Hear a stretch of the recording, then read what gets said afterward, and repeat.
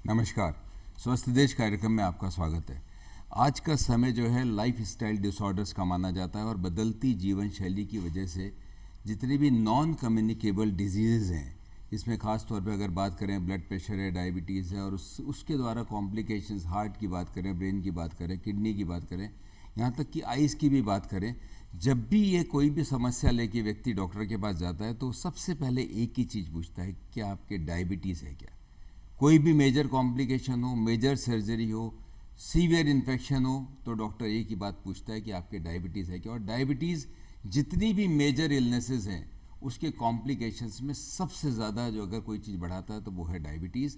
इतनी important disease के बारे में जब तक अपन को पूरा ज्ञान नहीं हो तब तक कोई मज़ा ही नहीं इस बात का। इसी विषय पर चर्चा करने के लिए कि मधुमेह या डायबिटीज़ मेलाइटस क्या चीज़ है और इसमें क्या क्या एडवांसमेंट्स हैं, किस तरीके से प्रेजेंटेशन होता है। आज हमारे बीच मौजूद हैं डॉक्टर बलराम शर्मा, जो कि आचार्य डिपार्टमेंट ऑफ एंडोक्राइनोलॉजी एसएमएस में कार्यरत हैं। डॉक्टर बलराम, आपका बहुत बहुत स्वागत है। नमस्कार। जैसे मैंने बात की कि जब भी कोई भी डॉक्टर के पास जब भी कोई पेशेंट जाता है, ख़ास तौर पे जो मैंने इलनेसेस की बात करी, तो एक ही चीज़ पूछता है कि डायबिटीज़ है क्या। क्योंकि जब भी रिस्क फैक्टर्स की बात आती है, हालांकि ब्लड प्रेशर, ओबेसिटी, स्मोकिंग सारे रिस्क फैक्टर्स हैं, बट डायबिटीज़ कहते हैं कि mother of all risk factors अगर बात करें।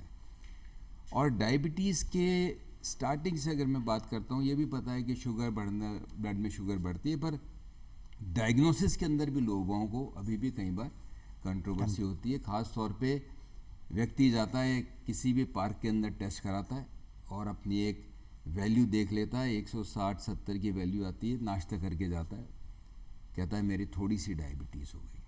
तो एक्चुअल आज की तारीख के अंदर क्या क्राइटेरिया है जिसमें अपन ये बोलते हैं कि हाँ ये डायबिटीज़ है, ये पेशेंट डायबिटिक है। और एक जो 3 महीने के शुगर का जो एवरेज है उसका भी क्या कोई क्राइटेरिया है क्या डायग्नोसिस ऑफ डायबिटीज़ में? बहुत ही अच्छा, आपने बहुत ही रिलीवेंट और जो ज्वलंत अभी हमारे देश में, समाज में समस्या है और जो क्वेश्चन है जिसके बारे में हम सबको पता होना चाहिए वो उठाया। आपने बिल्कुल ठीक कहा कि डायबिटीज़ एक ऐसी समस्या है जो शरीर के लगभग हर अंग को किसी न किसी प्रकार से विपरीत रूप से प्रभावित कर सकती है, दुष्प्रभाव डाल सकती है, कई तरीके की गंभीर समस्याओं को ये जन्म दे सकती है। जैसे आपने कहा कि आँखों की समस्या या किडनी की समस्या या हार्ट की समस्या या पैरों में घाव की समस्या या कई बार एम्पुटेशन, पैर कटने की नौबत आ जाना या स्ट्रोक हो जाना, मतलब आप जिस अंग की भी बात करें, डायबिटीज़ उन सभी अंगों को कोई ना कोई नुकसान पहुंचाने की कैपेसिटी रखती है। दुर्भाग्य से इसका संख्या, इसके नंबर्स जो हैं डायबिटिक पेशेंट्स के हमारे देश में बढ़ते जा रहे हैं। अब इसमें 2 बातें हैं कि एक तो हम लोग इस तरीके से करें जैसे कि आपने बताया कि अगर किसी को पता लग गया है या कोई सावचेत है कि मेरे को इसकी जांच करानी है तो जाइए और जांच करा लीजिए। बहुत ही सामान्य से इसके क्राइटेरिया हैं, वो अभी हम बात कर रहे हैं।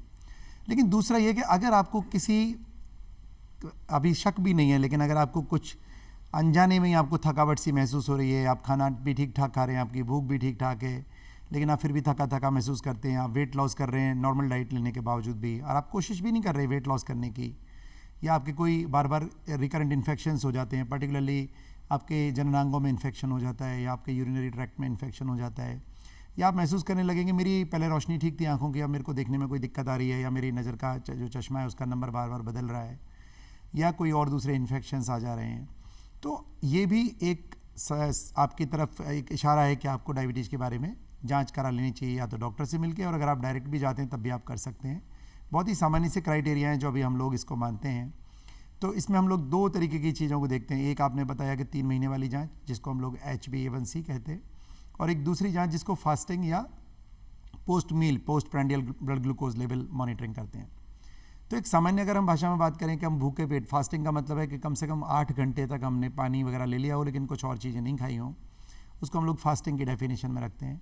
और उस टाइम पे अगर हम शुगर जांच सामान्य भाषा में बोलते हैं या ब्लड ग्लूकोज लेवल अगर हम एस्टिमेट करते हैं, वो अगर 100 के नीचे है, 100 माइक्रोग्राम पर डेसीलीटर से नीचे है तो ये नॉर्मल है।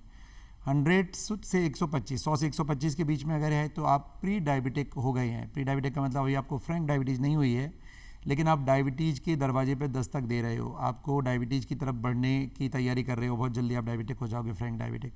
और अगर ये 126 से ऊपर है तो आप डायबिटिक की कैटेगरी में आ चुके हैं।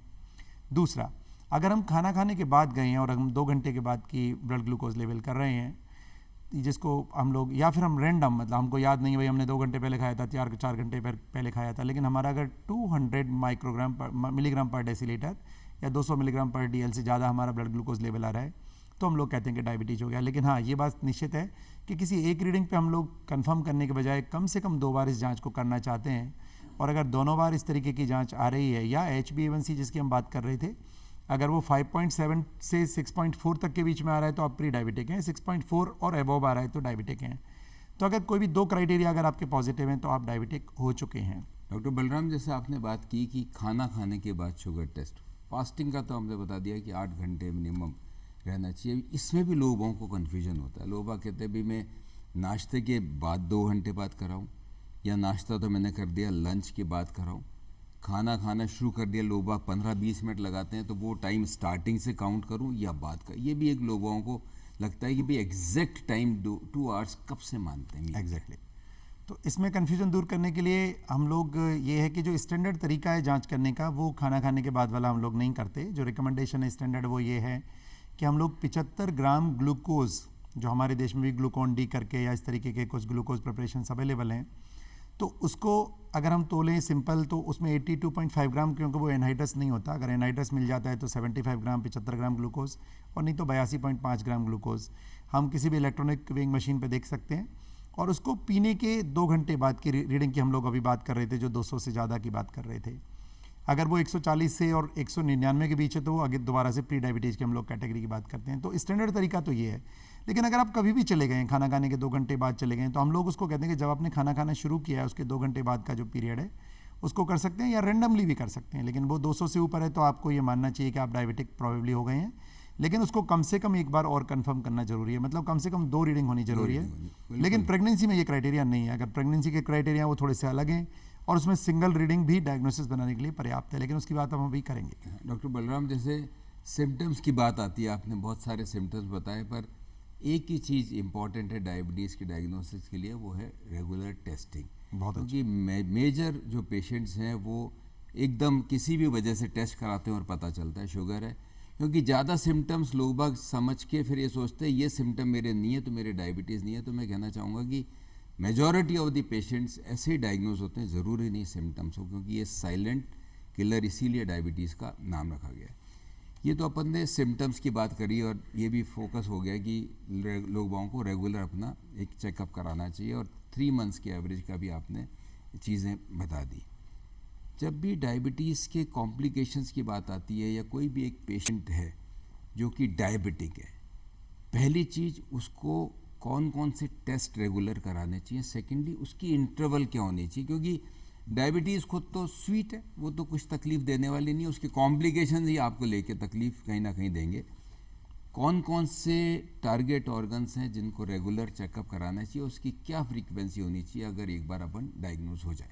जी, तो जैसे आपने बताया कि ज़्यादातर जो डायबिटीज़ के पेशेंट हैं उनमें दुर्भाग्य से उनको पता नहीं लग पाता और वो जानकारी में नहीं रहता, इसलिए वो उनके जो कॉम्प्लिकेशंस हैं उनके लिए प्रोन होते रहते हैं और उनको कॉम्प्लिकेशंस अल्टीमेटली डेवलप हो जाते हैं। और बहुत लेट जाके हम लोग या किसी एक्सीडेंटल या किसी सर्जरी के लिए गए या डॉक्टर के पास गए और उसने जांच कराई और उसमें बाई चांस हमको पता लग गया। ये बहुत ही कॉमन है हमारे समाज में, और हम इस तरीके के जो कार्यक्रम कर रहे हैं उनका उद्देश्य भी बेसिकली यही है कि हम इस चीज़ को, इस प्रवृत्ति को कम कर सकें, हम लोगों की संख्या को बढ़ा सकें, जो लोग खुद अपने स्वतः जाके और जांच कराएं और उनको पकड़ सकें। इसके भी कुछ इंडिकेशंस है, जैसे कि अगर हम लोग 45 ईयर से ऊपर के हो गए हैं तो हमको एटलीस्ट 2 साल में एक बार जांच करनी ही चाहिए। लेकिन अगर आपके परिवार में कोई डायबिटिक है, या आपको हम जो भी लक्षणों की बात कर रहे थे उनमें से कोई भी एक लक्षण अगर लगता है या आपको शक भी लगता है, तो आप किसी भी एज पे ये जांच तुरंत करा सकते हैं। आपके बच्चों में भी ये जांच करा सकते हैं, क्योंकि डायबिटीज़ के लिए कोई भी एज इम्यून नहीं है। पैदा होने से लेके और आपकी लास्ट डे तक आप डायबिटीज़ के कभी भी पेशेंट्स हो सकते हैं। तो कोई भी एज डायबिटीज़ से इम्यून नहीं है। डायबिटिक पेशेंट कोई भी एज में हो सकता है। एक मैं भी चीज़ और पूछना चाहूँगा, क्योंकि आपने बात की कि जिसके परिवार के अंदर डायबिटीज़ है, अगर ये मैं स्टैटिस्टिक्स के हिसाब से पूछना चाहूँगा कि अगर किसी के पेरेंट्स के दोनों के डायबिटीज़ है, एक के है या उसके ग्रैंड पेरेंट्स के हैं, कितने % चांसेस हैं कि वो अपनी फुल लाइफ में, जरूरी 30-40 साल आगे पीछे डायबिटीज़ होने के चांसेस क्या % है अगर दोनों पेरेंट्स हैं? जी, इसमें जो स्टैटिस्टिक्स है या हमारे जो कई तरीके के पब्लिकेशंस और जो डेटा साइंटिफिक अवेलेबल है वो भी इसमें भिन्नता रखता है। इसमें कोई एक तरीके का डेटा अवेलेबल नहीं है, लेकिन ये भ्रांति हमारे दिमाग में से लोगों को निकालने की आवश्यकता है कि अगर पेरेंट्स डायबिटिक हो गए तो आप 100% डायबिटिक हो गए, ऐसा बिल्कुल भी नहीं है। अब इसमें भी हमारी डायबिटीज़ के प्रकार के ऊपर निर्भर करता है। अगर टाइप 1 डायबिटीज़ है, अगर एक पेरेंट में से डायबिटीज माता है, पिताजी में से किसी एक को मान लो पहले टाइप बन रही थी और बच्चे को भी होने के चांसेस अगर हम बात करें तो केवल 3 से 5% तक के चांसेस हैं। अगर दोनों डायबिटिक हैं तो शायद 10% के आसपास है, टाइप 1 की बात कर रहा हूँ मैं। लेकिन अगर टाइप 2 डायबिटिक हैं तो इसके चांसेस करीबन 30% तक के हो सकते हैं या उससे थोड़े और ज़्यादा भी हो सकते हैं। ये भिन्नता अलग अलग लिटरेचर में अलग अलग है, लेकिन इनसे भी ज़्यादा जो कंट्रीब्यूशन है वो हमारी खुद की कंट्रीब्यूशन है। अगर हम लोग फिजिकली एक्टिव नहीं हैं, अगर हमारा डाइटरी पैटर्न प्रॉपर नहीं है, अगर हम लोग अपने आप को ओवरवेट की कैटेगरी में लेके जा रहे हैं, तो ये जो जेनेटिक रिस्क है उसको हम कई गुना मल्टीप्लाई कर लेते हैं। तो ये नहीं समझना है कि साहब मदर फादर में से किसी एक को डायबिटीज़ थी या दोनों को डायबिटीज़ अल्टीमेटली लाइक 60s पे जाके हो गई या 50s पे जाके हो गई तो आपको डायबिटीज़ होगी ही होगी, ऐसा नहीं है। आप उस रिस्क को डेफिनेटली अपनी जीवनचर्या से सुधार भी सकते हैं, मतलब कम कर सकते हैं, या आप उस रिस्क को और कई गुना बढ़ा सकते हैं। तो ये आपके हाथ में भी बहुत कुछ है। ऐसा नहीं है कि जेनेटिक्स में लिख दिया तो आपको सारे काम हो गए। हाँ, कुछ जेनेटिक डिसऑर्डर्स हैं जो बहुत ही सौभाग्य से रेयर हैं, उनमें ये स्थिति अलग है, लेकिन वो वाले मेजर तो लाइफ स्टाइल डेफिनेटली बहुत इंपॉर्टेंट इसमें योगदान। एक जो आपने टाइप 1 और टाइप 2 की बात करी कि भाई टाइप 1 डायबिटीज़, शॉर्ट में टाइप 1 और टाइप 2 में क्या फ़र्क है? अगर हम लोग बिल्कुल शॉर्ट में डिफरेंशिएट करना चाहें तो टाइप 1 डायबिटीज़ और टाइप 2 डायबिटीज़ में ये है कि टाइप 2 मेजर डायबिटिक हमारा जो प्रोपोर्शन है वो टाइप 2 पेशेंट्स का ही है। इसमें हमारे शरीर में इंसुलिन की कमी होती तो है, लेकिन वो कुछ मात्रा में निकल रहा होता है, मतलब जितनी हमको ज़रूरत है उतना इंसुलिन शरीर में नहीं बना पा रहा है, तो हमको बाहर से कुछ दवाइयाँ लेके इंसुलिन बढ़ाना पड़ रहा है या फिर हमको इंसुलिन ही लेना पड़ता है। जबकि टाइप 1 गंभीर किस्म की बीमारी है, उसमें आपके शरीर में इंसुलिन बनाने की कैपेसिटी 0 हो चुकी होती है। ज़्यादातर बार, हालांकि कोई भी एज पे टाइप 1 हो सकती है, लेकिन ज़्यादातर बार यंग एज में टाइप 1 देखने में आती है, क्योंकि ये ऑटो इम्यून डिजीज़ है मेजॉरिटी में। और उस स्थिति में इम्यूनिटी की वजह से शरीर में इंसुलिन बनना बिल्कुल 0 हो जाता है। तो आपको जिंदा रहने के लिए इंसुलिन की आवश्यकता है। तो आपको पूरे जीवन, टाइप 1 की मैं बात कर रहा हूँ, उसमें आपको इंसुलिन पर ही रहना पड़ेगा। उसमें भी कई तरीके की कॉन्ट्रोवर्सीज़ हैं और अभी हम लोग शायद उसके बारे में बात भी करेंगे। तो टाइप 1 ये है कि जिसमें आपको पूरी ज़िंदगी इंसुलिन पर ही रहना होगा, इंसुलिन का आप बंद नहीं कर सकते। जबकि टाइप 2 में आप टैबलेट से भी काम चला सकते हो, कुछ केसेस में आप लाइफस्टाइल से भी काम चला सकते हो, कुछ केसेस में आप रिवर्सल भी कर सकते हो, और कुछ केसेस में आपको इंसुलिन की आवश्यकता भी हो सकती है। ये जो टारगेट ऑर्गन्स की अपन बात कर रहे थे, या कॉम्प्लिकेशंस जो हैं वो कौन कौन से कॉम्प्लिकेशंस होते हैं संक्षिप्त में, और दूसरी चीज़ उनका रेगुलर चेकअप किस फ्रीक्वेंसी में किसी भी डायबिटिक पेशेंट को कराना चाहिए? जी, ये आपने सवाल पूछा, लेकिन वो हम बातों के फ्लो में रह गया था। तो हमारे मोटे तौर पे हम बात करें तो शरीर का कोई भी अंग इससे बचा हुआ नहीं है डायबिटीज़ के कॉम्प्लिकेशन से। लेकिन मेजॉरिटी की अगर हम बात करते हैं तो आई कॉम्प्लिकेशन में कैटरेक्ट से लेके ग्लूकोमा से लेके और रेटिना का डिटैचमेंट तक, मतलब आपकी पूरी तरीके से आई लॉस हो सकता है, विजन लॉस हो सकता है, तक कॉम्प्लिकेट कर सकता है। कार्डिक कॉम्प्लिकेशंस बहुत ही कॉमन है। एक पेशेंट जिसको पहले कभी हार्ट अटैक हो चुका है लेकिन डायबिटीज़ नहीं है, और एक दूसरा पेशेंट जिसको डायबिटीज़ है लेकिन अभी हार्ट अटैक नहीं हुआ है, दोनों को दूसरी बार हार्ट अटैक होने की जितनी रिस्क है उतनी ही डायबिटिक पेशेंट को हार्ट अटैक होने की रिस्क है। मतलब ये एक गंभीर समस्या है जो आपके हार्ट अटैक की रिस्क को बढ़ा सकती है। तो डायबिटीज़ हार्ट की प्रॉब्लम्स को भी डिफरेंट तरीके से कॉम्प्लिकेट कर सकती है, किडनी फेलियर की तरफ ले जा सकती है, किडनी की कई तरीके की प्रॉब्लम्स को कर सकती है, लेकिन उसमें अल्टीमेटली किडनी फेलियर की तरफ भी ले जा सकती है। जितनी भी दुनिया में अभी रीनल ट्रांसप्लांटेशंस हो रहे हैं उनमें मेजॉरिटी जो कंट्रीब्यूशन है वो डायबिटिक पेशेंट्स का है। तीसरी अगर हम बात करें तो न्यूरोपैथी बहुत ही कॉमन है, जिसमें पेशेंट को चोट लगने पे दर्द का पता नहीं लग रहा है, तो पेन हमारे लिए एक्चुअली एक प्रोटेक्टिव सिम्टम है। और अगर हमारा वो पेन पता नहीं लग रहा है तो उसके पैर में घाव हो रहा है, वो जल भी गया तो पता नहीं लग रहा, और वो घाव अल्टीमेटली इतना कॉम्प्लिकेट हो जाता है कि कई बार वो पैर सड़ने की स्थिति में आ जाती है, गैंग्रीन हो जाता है, और कई बार पैर काटने की स्थिति बन जाती है। और एम्पुटेशन के लिए भी ट्रॉमा के बाद में डायबिटीज़ सबसे कॉमन कारणों में से एक कारण है जो एम्पुटेशन के लिए या पैर काटने के लिए जिम्मेदार है। इसके अलावा जितने भी शरीर की हम बात करें इन्फेक्शंस के लिए जिम्मेदार हो सकती है। आपकी जो अल्टीमेट जो ओवरऑल लाइफ है उसको भी ये रिड्यूस कर सकती है 10 से 15 साल तक। तो इस तरीके के कई कॉम्प्लिकेशंस को कर सकती है, और उनसे बचने के लिए हमको नियमित अंतराल पे कई तरीके की जांचें करानी होती है। उनमें हम लोग डायबिटीज़ कंट्रोल की तो बात अभी कर ही रहे थे कि fasting, postprandial glucose level, HbA1c level, इसमें लिपिड प्रोफाइल की जांच है। इसी तरह यूरिन में एल्बुमिन, क्रिएटिनिन की हम लोग जांच करते हैं, रीनल फंक्शंस की हम लोग जांच करते हैं, लिपिड प्रोफाइल की जांच करते हैं। तो ये डिपेंड करता है कि पेशेंट की स्थिति उस टाइम पे कैसी है। अगर अभी पेशेंट जिसमें बहुत कॉम्प्लिकेशंस नहीं है तो ये फ्रीक्वेंसी 3 महीने से 6 महीने तक भी हो सकती है, साल में भी हो सकती है। लेकिन अगर कॉम्प्लिकेशंस आ गए हैं तो ये फ्रीक्वेंसी फिर हर महीने पे भी करानी पड़ सकती है। तो इसके बारे में पेशेंट टू पेशेंट डॉक्टर आपका बेस्ट डिसाइड करेगा कि क्या बेस्ट है। तो आप अपने रेगुलरली इनके चेकअप तो कराते ही रेगुलरली इनके चेकअप करते रहें और अपने चिकित्सक से मिलते रहें। हार्ट के देखो चेकअप लोग बाग कराते रहते हैं, क्योंकि एक लोगों को है कि हार्ट डिजीज़ एक ऐसी मेजर इलनेस है। पर जो आपने किडनी की बात कही, किडनी पे जब भी आदमी जाता है, जब उसका एक जो सिंपल टेस्ट होता है क्रिएटिनिन, जब वो बढ़ जाता है, एज ए एंडोक्राइनोलॉजिस्ट मैं आपसे पूछना चाहूँगा कि ये जो क्रिएटिनिन जब बढ़ता है, क्या उससे पहले भी कोई चीज़ है क्या? क्योंकि एक बार क्रिएटिनिन बढ़ गया तो मतलब मान के चलो कि किडनी में डैमेज हो चुका है और ज़िंदगी भर एक तरीके की नेफ्रोपैथी या रीनल प्रॉब्लम में आप फंसे रहेंगे। Early detection of renal issues क्या है? बहुत सही। तो ये बेसिकली क्या है कि जैसे आपने बताया कि क्रिएटिनिन अगर डिटोरिएट हो चुका है, इसका मतलब कि आपका कुछ हद तक रीनल कॉम्प्रोमाइज़ हो चुका है और वो ज़्यादातर केसेस में रिवर्सिबल नहीं होता, कुछ अगर हम एक्सेप्शन को छोड़ दें तो।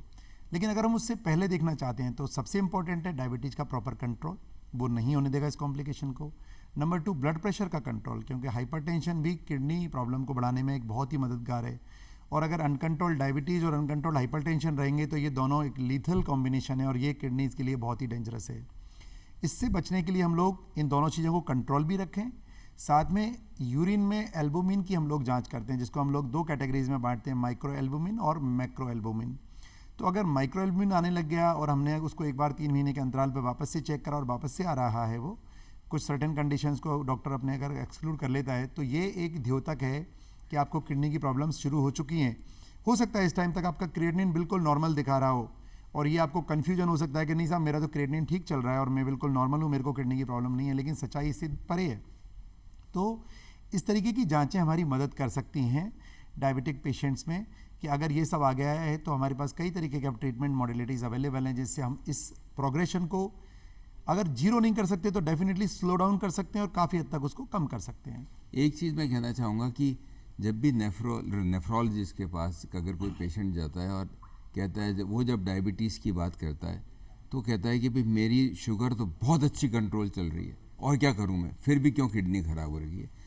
तो तब नेफ्रोलॉजिस्ट एक ही चीज़ कहता है उस आदमी को कि तुम्हारी किडनी को रीचेक करो, और अगर शुगर बहुत टाइट कंट्रोल होने लग जाए या हाइपोग्लाइसीमिया होने लग जाए, इसका मतलब तो ये कोई रिलेशन है क्या कि किडनी ख़राब होना और बहुत ज़्यादा शुगर का कंट्रोल हो जाना, एकदम कोई रिलेशन है क्या इसमें? ये आपने बहुत ही अच्छा सवाल पूछा। तो बहुत सारे लोगों को ये जानना बिल्कुल ज़रूरी है जो डायबिटिक पेशेंट्स हैं कि पहले उनकी डायबिटीज़ काफ़ी मुश्किल थी, कई तरीके की उनको दवाइयाँ चल रही थी, कई तरीके के उनको इंसुलिन भी देने पड़ रहे थे और उसके बावजूद भी उनका डायबिटीज़ कभी कभी स्ट्रगलिंग स्टेज में था कि इसकी इन सब की कोशिशों के बावजूद भी वो डायबिटीज़ लेवल बढ़ रहा था। अचानक से पेशेंट ने महसूस करना शुरू किया कि अब मैं डायबिटीज़ की दवाइयाँ भी कम लेनी पड़ रही हैं क्योंकि बार बार मेरी शुगर डाउन हो जाता है या हाइपोग्लाइसीमिया हो जाते हैं, या मेरी इंसुलिन चल रही थी वो बंद हो गई है, डॉक्टर साहब धीरे धीरे करके मेरी गोलियाँ भी कम कर रहे हैं। और कई पेशेंटों में ऐसा भी देखने को मिलता है कि भाई बिल्कुल कम गोलियों में या बिना गोली के भी उनकी डायबिटीज़ कंट्रोल हो रही है और वो बड़े प्रसन्न होते हैं कि भाई मेरी डायबिटीज़ तो ठीक हो गई, मैंने फ़लानी दवाई ले ली थी या उस फलाने डॉक्टर से या जिससे भी अपने लोकल रेमेडीज़ ले ली, या मैंने योगा कर लिया, या मैंने जो भी कर लिया, मतलब उनको कई तरीके की भ्रांतियाँ आ जाती हैं।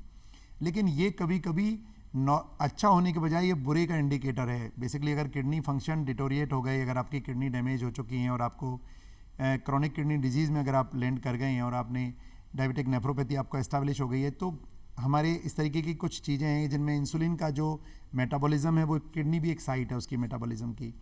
तो अगर वो किडनी ख़राब हो गई तो मेटाबॉलिज्म भी नहीं हो रहा है, तो अब आपका जो थोड़ा बहुत इंसुलिन सीक्रेट हो रहा था उससे ही आपके शरीर का काम चल जा रहा है। तो हो सकता है आपको खुश होने के बजाय परेशानी का एक मैसेज है कि आपकी किडनी की प्रॉब्लम बढ़ गई है और इसलिए आपकी दवाइयाँ की संख्या कम हो रही है। तो अगर ऐसा कभी भी आप नोटिस करते हैं तो आप प्रसन्न होने के बजाय तुरंत अपने डॉक्टर से कंसल्ट करें कि कहीं मेरे को किडनी की प्रॉब्लम डेवलप तो नहीं हो गई है, क्योंकि ये एक बहुत ही कॉमन सिनेरियो है जहाँ लोग कन्फ्यूज़न में रहते हैं कि उनकी स्थिति सुधर रही है जबकि रियलिटी है कि उनकी स्थिति बिगड़ गई है।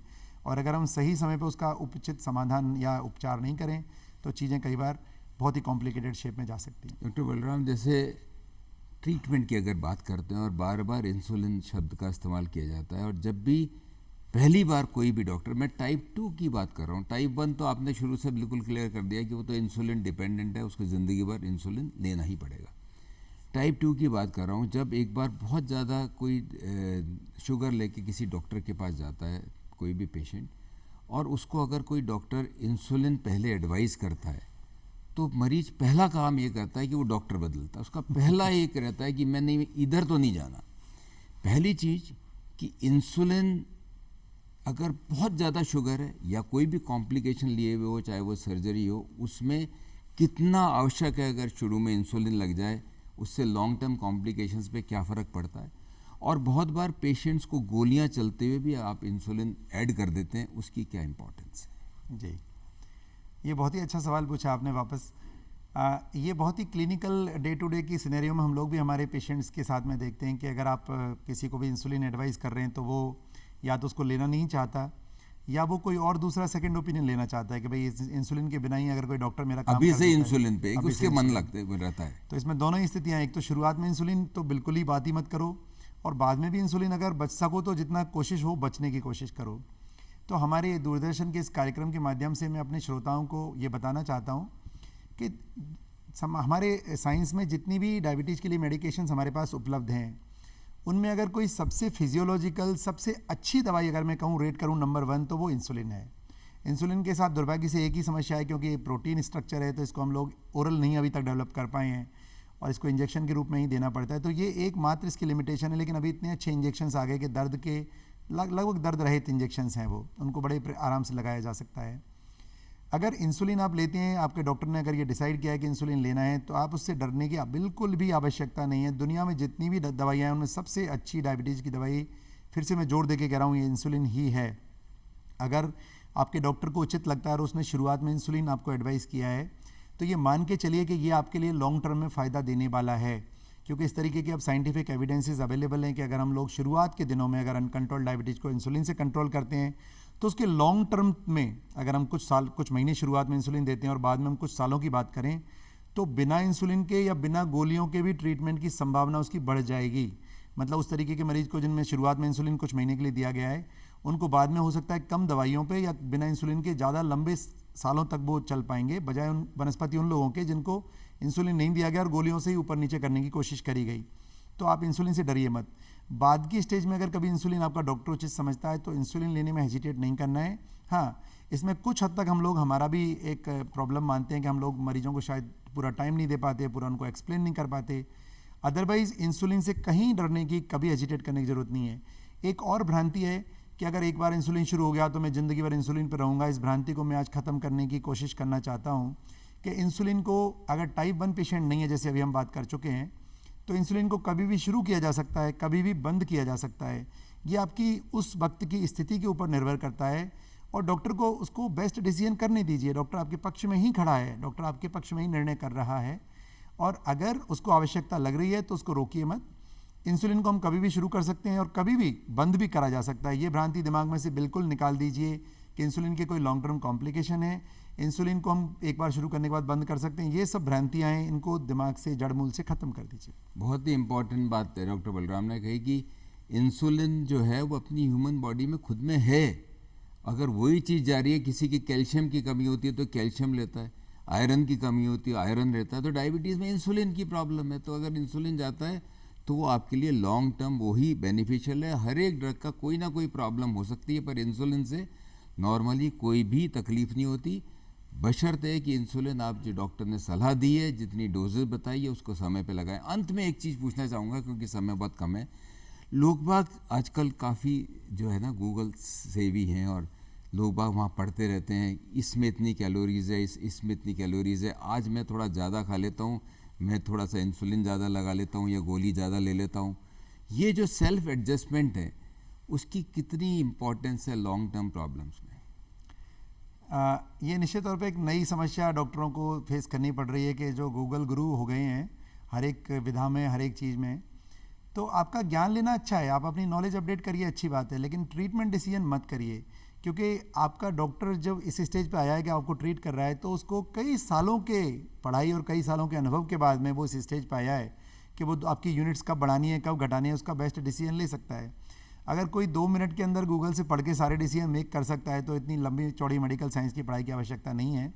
तो ज्ञानवर्धन में कहीं कोई दिक्कत नहीं है, आप अपना ज्ञानवर्धन करिए और उसको पॉजिटिविटी के लिए यूज करिए, ना कि उसको किसी तरीके की समस्या बनाने के लिए या अपनी प्रॉब्लम को नेगेटिव में ले जाने के लिए करिए, उसमें आप बचिए। तो गूगल से अपनी नॉलेज बढ़ाइए, अच्छी बात है, लेकिन जो भी आप चेंज करना चाहते हैं एक बार अपने चिकित्सक से ज़रूर से संपर्क करें। हो सकता है कि जो आप ज्ञान लेने की कोशिश कर रहे हैं वो आपके लिए रिलीवेंट हो ही नहीं, या कई बार आपके लिए हानिकारक भी हो सकता है। बहुत ही इंपॉर्टेंट बात डॉक्टर बलराम ने कही कि सेल्फ मेडिकेशन या सेल्फ डॉक्टर बनने की कोशिश ना करें। अपने जो भी नियरेस्ट फिजिशियन या स्पेशलिस्ट से किससे मिलें और उसके रेगुलर फॉलोअप में रहें। और अंत में डायबिटीज़ की जहाँ तक बात आती है तो लाइफ स्टाइल मॉडिफिकेशन उसका पहला ट्रीटमेंट है। अगर आपको प्रिवेंशन की भी बात करें, केवल ये नहीं सोचें कि मेरे घर में मुझे तो होनी है।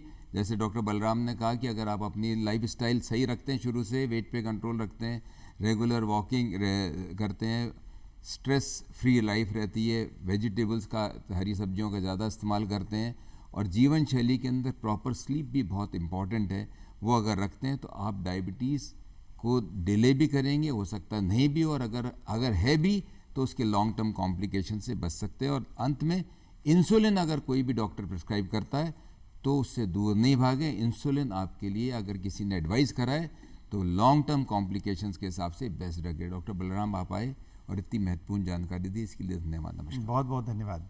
नमस्कार।